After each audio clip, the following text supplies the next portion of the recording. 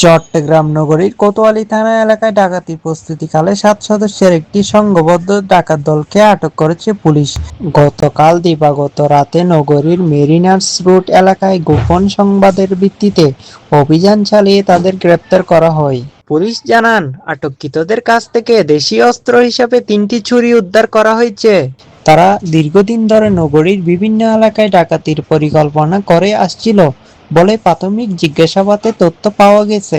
গ্রেপ্তারকৃতরা হলেন আব্দুল আজিজ, মোহাম্মদ আরিফ হোসেন, মোহাম্মদ নয়ন মিয়া, মোহাম্মদ শামির, মোহাম্মদ শহীদুল ইসলাম শহীদ, মোহাম্মদ শাহিন ও মোহাম্মদ ইয়াসিন হোসেন। কোতোয়ালী থানার ভারপ্রাপ্ত কর্মকর্তা জানান, মধ্যরাতে অভিযান চালিয়ে ডাকাতি প্রস্তুতিকালে তাদের হাতে নাতে আটক করা হয় এবং তাদের বিরুদ্ধে আইনানুগ ব্যবস্থা গ্রহণ করা হয়েছে। পুলিশ আরো জানান, নগরীতে অপরাধ দমনে এই ধরনের অভিযান অব্যাহত থাকবে।